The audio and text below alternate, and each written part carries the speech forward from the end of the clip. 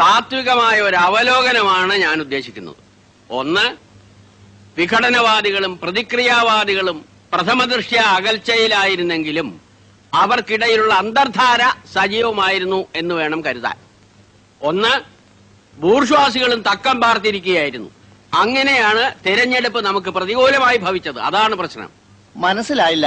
അതായത് വർഗാധിപത്യവും കൊളോണിയലിസ്റ്റ് ചിന്താസരണികളും റാഡിക്കലായിട്ടുള്ള ഒരു മാറ്റമല്ല.